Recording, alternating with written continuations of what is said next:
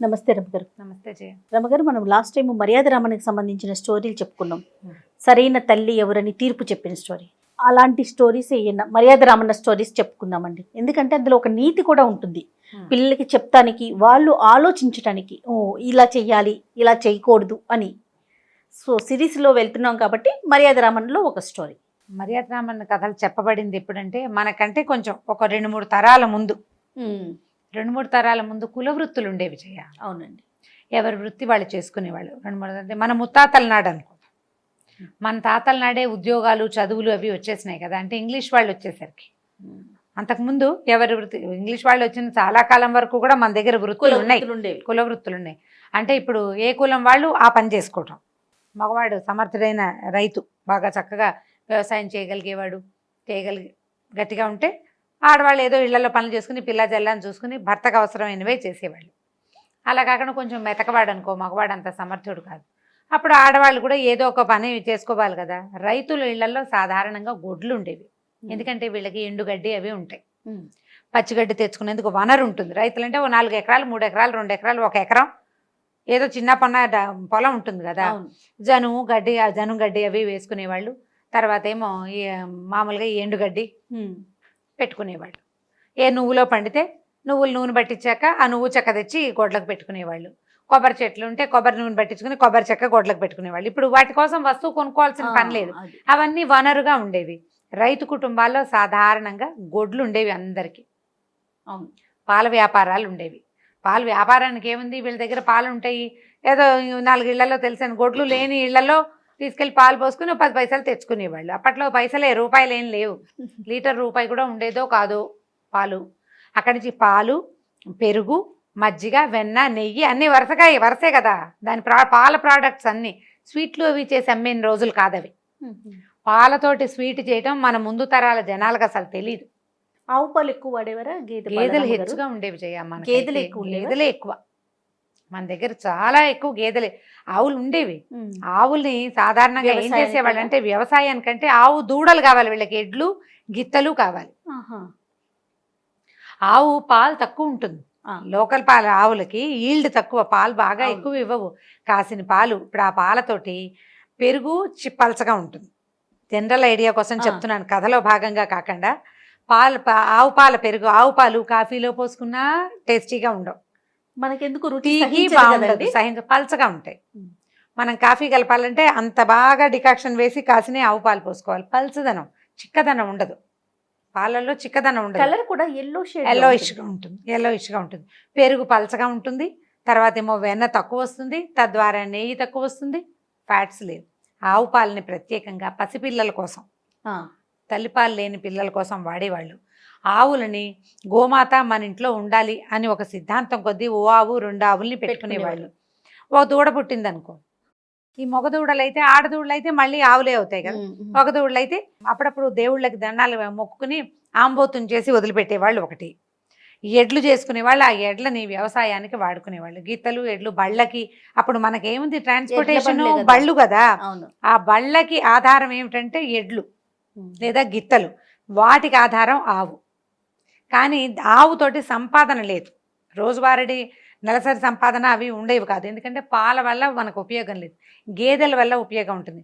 2 గేదెలు ఉంటే శుభ్రమైన పాలు, 1 గ్లాసు పాలుంటే ఆ పెరుగు కనీసం ఇంటిలి 10 మందికి సరిపడా మజ్జిగ అయిపోతుంది. చిక్కటి పెరుగు, బాగా చిక్కగా ఉంటాయి గేదె పాలు. అందుకని పిల్లలకి గేదె పాలు ఇచ్చేవాళ్ళు కాదు. అరుగుదలకు రాదు, బాగా ఎక్కువ ఫ్యాట్స్. అవును. దాని నుంచి వెన్న ఎక్కువ వస్తుంది, నెయ్యి ఎక్కువ వస్తుంది. ఈ 4 ప్రోడక్ట్లు, పాలు, పెరుగు, మజ్జిగ, వెన్న, నెయ్యి, 5 ప్రోడక్ట్లు చేసి అమ్ముకునేవాళ్ళు. ఈజీ కదా. సరే, అయితే ఇప్పుడు దాన్ని బేస్డ్గా మనం కథ చెప్తున్నాం అనమాట. అయితే ఈ రైతుల ఇళ్లలో ఆడవాళ్ళు ఇవే కాదు, పిడకల వ్యాపారం కూడా చేసేవాళ్ళు. చెప్దాం అనుకున్నది.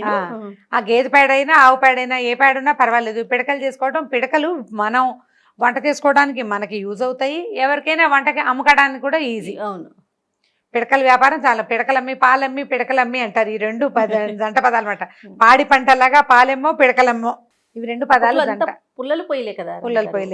పిడకలు పెట్టుకుని పిడకలు పెట్టుకుంటే ఒక పిడక పెడితే చక్కగా చక్కచక్క మండుతుంది. మళ్ళీ ఆ పిడకని చాలా చేయొచ్చు పిడకతోటి. అది కూడా చెప్దాం, ఇన్ఫర్మేషన్ అనమాట. చెప్పండి. పిడకలతోటి అంటే జాగ్రత్తగా చేసుకుంటే మట్టి గట్టి లేకుండా కనుక పిడకలు చేసుకుంటే ఆ పిడకల కచ్చికల దానితోటి గిన్నెలు తోముకునే వాళ్ళు ఒకటి, పళ్ళు తోముకునే వాళ్ళు రెండోది, మూడోది ఈ పిడకలు ఉన్నాయా, ఈ పిడకల్ని ఈ బూడిదని పొలాల మీద చల్లేవాళ్ళు. ఆవు పేడ పిడకలతోటి పొలాల మీద మొక్కల మీద వచ్చే పురుగులు చచ్చిపోతాయి. గేదె పిడకలతోటి కాదు. అందుకని ఆవులు ఉంటే ఆవు పిడకలు ప్రత్యేకంగా చేసుకునేవాళ్ళు. ఆవు పిడకలు మనం రథసప్తమి నాడు పూజ చేసుకునేటప్పుడు పాలు పొంగించుకోవడానికి వాడుకుంటాం. ఆవు పిడకల పళ్ళుదోమ పొడి చాలా మంచిది, శ్రద్ధగా చేసేవాళ్ళు. ఇది ఆవు పిడక అని పక్కకు పెట్టుకునేవాళ్ళు జాగ్రత్తగా, గుర్తుగా కూడా. ఈ రెండు ఉపయోగాలు ఉండేవి. పిడకలు దాలి మీద కాగిన పాల రుచి, దానికి అమృతం కూడా సాటిరాదు. పాలు దాలి చేసే చిన్న మనం ఇప్పుడు మొక్కలు పెట్టుకునే కుండీలు ఉన్నాయి చూడండి, ఇలా పొడుగాటి కుండీలు సోలాల్లా కనపడతాయి. సోలాల్లా కాకుండా ఇట్లా వెడల్పుగా విచ్చుకుని ఉండే కుండీలు వచ్చేవి. ఈ కుండీలో పిడకలు పేర్చేసి అంటిస్తారు, సన్నగా రాజుకుంటుంటే దాని మీద పాలకుండ పెడతారు. కుండ 1 గంటన్నర వదిలేసేయటమే, 2 గంటల పాటు. ఆ పిడకల మంటకి స్లోగా కాగి ఎర్రగా కట్టేది మీగడ. ఈ మీగడ తీసేసి పాలు తోడుపెట్టి మజ్జిగ పెరుగు అమ్మేసుకునేవాళ్ళు. ఈ మీగడ విడిగా తోడుపెట్టి కనుక వెన్న తీస్తే ఎక్సలెంట్ వెన్న. మనం ఇప్పుడు కూడా కుంపట్లు సరదా ఉంటే, నాకు చాలా కుంపటి సరదా. అసలు నన్ను అట్రాక్ట్ చేసే విషయాల్లో కుంపటి పొయ్యి, ఆ రెండు బాగా ఇష్టం నాకు. ఎక్కడైనా ఎవరైనా రోడ్డు మీద పొయ్యి వెలిగిస్తే నేను చాలాసేపు దాన్ని నాకు చాలా ఇష్టం. కుంపటన్నా కూడా మహా ఇష్టం, నాకు ఫేవరెట్ థింగ్ అనమాట అది. అంటే నాకు మా ఊరి మీద ఉన్న అబ్సెషన్ ఆ 2 వస్తువుల్లో ఉండిపోయింది. వంగ మొక్కలు, పొట్లపాదులు, వాటిని చూసినా కూడా నాకు పువ్వుల మొక్కలు చూస్తే ఏం ఉత్సాహం రాదు, ఊరికే చూస్తాను. ఫోటో తీసుకుందామని ఉత్సాహం కూడా రాదు. కూరగాయ మొక్కలు చూస్తే మహా ఇష్టం నాకు. వంగ మొక్క, పొట్లపాదు 2 సూపర్ ఫేవరెట్స్. వాటికి పెట్టేవాళ్ళు. ఈ పిడకని పొడి చేసేసి చల్లేస్తే పురుగులు రావు. దిష్టికి కూడా పిడక పెట్టేవాళ్ళు, దిష్టి తగలకుండా. అవునా? పిడకలు పెట్టేవాళ్ళు. ఇవి అయిపోయినాయి పాలు పేడ ఉపయోగాలన్నీ చెప్పేసాం. పిడక ఉపయోగాలు కథలోకి వద్దాం. అయితే ఈ ఆవు పాలు, గేదెల పాలు తీసి పాడి వాడుకునే కుటుంబాలు కొన్ని ఒక ఊళ్ళో ఉండేవి. అయితే 2 పక్కన సుబ్బమ్మ, రామమ్మ అని 2 ఇళ్ల వాళ్ళు ఉండేవాళ్ళు పక్క పక్కన. ఈ సుబ్బమ్మకి 3-4 పిల్లలున్నారు, రామమ్మకి 5-6 పిల్లలు. రామమ్మ గారింట్లో 3 అంటే 3 గేదెలు ఉన్నాయి. సుబ్బమ్మ గారికి ఒక 15 గేదెలున్నాయి. ఆవిడ పుట్టింటి నుంచి కూడా గేదెలు తోలేరు, బోల్డ్ గేదెలు. సరే, ఇద్దరు కలిసి ఏం చేసేవాళ్ళు, జాగ్రత్తగా పాలు వ్యాపారం చేసుకునేవాళ్ళు. ఆవిడ దారిని ఆవిడే, ఈవిడ దారిని ఈవిడే చేసుకునేది. అయితే పక్కింటి వాళ్ళు, ఇంటి పక్క వాళ్ళు. అయితే ఒకసారట సుబ్బమ్మ గారింటికి చుట్టాలు వచ్చారు చాలా మంది. వియ్యాల వారు, పెళ్లి వాళ్ళు ఎవరో వచ్చారు. వస్తే రామని, ఏమే రామి, నాకు నెయ్యి నిండుకుంది ఇంట్లో, తోడెట్టాను, అది ఎప్పటికి రావాలి, ఇంకా 3 రోజులు అయితే కానీ నెయ్యి తేలదు, కొద్దిగానే వెన్నుంది, కాస్త 4 సోలలు నెయ్యి అప్పివ్వమని అడిగింది. 4 సోళ్ళు అంటే గ్లాసు, 4 గ్లాసులు, 1/2 లీటర్ పైనే ఉంటుంది. సోలడు అంటే 1/2 పైన, అరకి తక్కువ. 4 సోలలు ఇవ్వమంది. ఇవ్వమనేసరికల్లా ఈవిడ దగ్గర నిజానికి 3 గేదెలే ఉన్నాయి. 10 గేదెలు ఉన్న ఆవిడకి నెయ్యి అవసరమైంది. 3 గేదెలు ఆవిడ నెయ్యి అప్పించింది. 4 సోలలు నెయ్యి వాడుకున్నారు. వచ్చిన పెళ్లి వాళ్ళకి ఏదో అప్పచ్చులు, అరిసెలు, గిరిసెలు చేసి పెట్టారు. పండగ వెళ్ళిపోయింది. వాళ్ళతో ఏదో పెళ్లి సంబంధం మాట్లాడుకున్నారు. నిశ్చితార్థం అయిపోయింది, పెళ్ళి అయిపోయింది. అన్ని హడావిళ్ళు, వీళ్ళింట్లో ఉన్న హడావిడంతా అయిపోయింది. సరే, ఈ రామమ్మ గారు సరే ఈ పెళ్లి హడావిడి ఉంది కదా, నెయ్యి ఎక్కడికి పోతుందిలే, 4 రోజులు పోయాక నెయ్యి ఇస్తుందని ఈవిడ ఊరుకుంది. ఇంతలో ఏమైందంటే రామమ్మ గారు అల్లుడు గారింట్లో పెళ్ళి వచ్చింది. వాళ్ళు ఇక్కడి నుంచి నెయ్యి గియ్యి పంపించమని అల్లుడు గారింటి నుంచి ఈవిడ, మామూలుగా అల్లుళ్ళ దగ్గర నుంచి వస్తే పంపించాలి కదా. ఈవిడ వాళ్ళు అడిగిన లెక్కకు చూసుకుంటే తన దగ్గర కొద్దిగా తక్కువగా ఉంది నెయ్యి. సరే, ఉన్న నెయ్యి అంతా అప్పుడు జమ చేసింది ఒక 4 రోజులు. చివరి రోజున ఏం చేసిందంటే, ఈ నెయ్యి పంపించే రోజున సుబ్బమ్మక్క 4 సోలలు నెయ్యి ఇచ్చేస్తావా అంది. అంటే కావాలంటే తీసుకో. 4 సోలలు నెయ్యి కొలిచింది, గిన్నెలో పోసింది.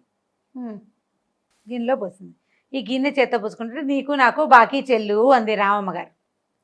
సుబ్బమ్మ గారు, ఏం బాకీ, ఇప్పుడేగా ఇస్తున్నాను, అప్పుడే ఎక్కడ బాకీ చెల్లు అంది.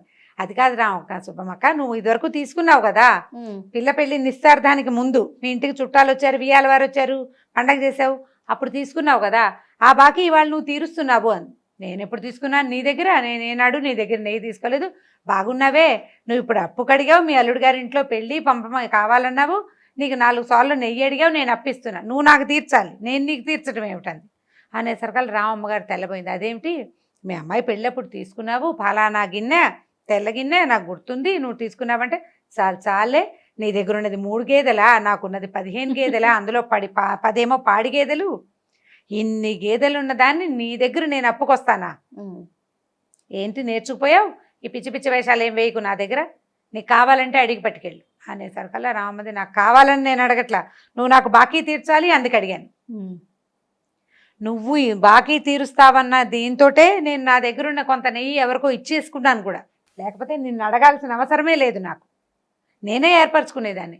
నీ దగ్గర బాకీ ఉంది 4 సోళ్ళు, అందుకు నేను నీకోసం ఆగాను అనేసరికల్లా ఈవిడ ఒప్పుకోలేదు. ఈ సుబ్బమ్మ గారు, నేను నీ దగ్గర తీసుకోలేదు, నువ్వు ఇచ్చిందే నాకు గుర్తులేదు, అసలు నాకు 15 గేదెలు ఉంటే నేను నీ దగ్గరికి ఎందుకు వస్తాను?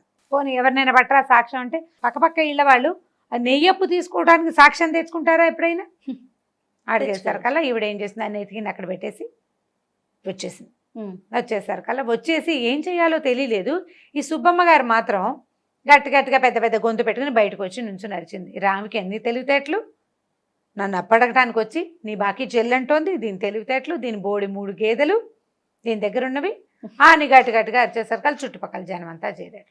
చేరేసరికల్లా అదేంటి రామమ్మ ఒక జోలికి వెళ్ళే మనిషి కాదు, ఏం జరిగింది అసలు ఏంటంటే, కొంతమంది పోయారు రామమ్మ గారింటికి. అమ్మాయి ఆవిడ చెప్పదలుచుకోవాలా, నిజానికి ఊరుకుందాం అనుకుంది, ఈ పక్కనున్న గోల ఊరుకోనివ్వల. వాళ్ళంతా పోయి అడిగేసరికల్లా ఫలానా రోజున ఫలానా గిన్నెతోటి సుబ్బమ్మ అక్కకి నేను ఇచ్చాను నెయ్యి అనేసరికల్లా అవురవరా నాకెందుకు ఇస్తుందని ఈవిడ, నాకు 15 గేదెలు ఉన్నాయి పాట ఉంది కదా, ఈ పాట పాడింది ఈవిడ. అవునమ్మా ఆవిడకి 15 గేదెలు ఉంటే 3 గేదెలు దాన్ని నీ దగ్గర ఎందుకు తీసుకుంటుంది నువ్వు అని వీళ్ళల్లో వెళ్ళి రామమ్మ కూడా అబద్ధం చెప్తోందేమో, ఇవాళ రేపు నమ్మేలాగా లేవు, ఏదో మెతకదనుకున్నావు అని వాళ్ళు 2-3 ఈవిడ మొహానే అనేశారు. అనేసరికల్లా ఈ రామమ్మ గారికి కష్టంతో వచ్చింది. ఆ నేతి టిఫిన్ అల్లుడు గారింటికి పంపించింది. పంపించి ఉత్తరం రాసింది, ఈ నెయ్యితోటి ఈ తగాదా వచ్చిందని కూతురికి ఉత్తరం రాసింది. ఇట్లా వచ్చింది సుబ్బమ్మత్త, ఇట్లా గోల్ చేసింది, నలుగురు నానా మాటలు అన్నారు, కొంతమంది అయ్యో పాపం అన్నారు, కానీ వెనకాల ఏమనుకున్నారు నాకు చాలా సిగ్గుపోయింది, నాకు చాలా బాధగా ఉంది అని ఉత్తరం రాసింది. రాసేసరికల్లా ఆ ఉత్తరం కూతురు చదువుతూ ఉండగానే అల్లుడు కూడా చదివేశాడు. చదివేసరికల్లా అల్లుడు అన్నాడు, ఇదేమిటి ఆవిడ అప్పు తీసుకున్న మాట నిజమైతే మర్యాద రామన్ దగ్గరికి తీసుకెళ్ళాలి, న్యాయాధికారి దగ్గరికి వెళ్ళాలి, అంతేగాని సహించి ఊరుకుంటామా? ఇవాళ నెయ్యి అయింది, రేపు ఇంకోటి అవుతుంది, రేపు ఒక గేదెని తీసుకెళ్ళి ఓ దూడని తీసుకెళ్ళి కట్టేసుకుంటుంది ఆవిడ, ఈ దూడ నేనెందుకు తీసుకున్నానంటే అప్పుడేం చేస్తాం? సహించకూడదు అన్యాయాన్ని అని చెప్పి అతను ఏం చేశాడు, వెళ్ళి ఇంకా టైం ఉంది వాళ్ళ ఇంట్లో, మనకు భార్యని ఎడ్ల బండి ఎక్కించుకుని పక్క ఊరి నుంచి వచ్చేసాడు. న్యాయాధికారి దగ్గరికి వెళ్ళి తీరాలి, మా అత్తగారు మెతకది, పెళ్లిలో 10 రూపాయలు తక్కువ వస్తే 10వ రోజు కల్లా 10 రూపాయలు జమ కడితే కానీ పిల్లని మా ఇంటికి పంపల, అంత మర్యాదస్తురాలు ఈవిడ, ఇంత మాట ఎందుకు పడాలి అని చెప్పి అది గట్టిగా పట్టేశాడు అల్లుడు. పట్టేసరికల్లా సరే ఏం చేశారు, మర్యాద రామన్ గారి దగ్గరికి పోయారు.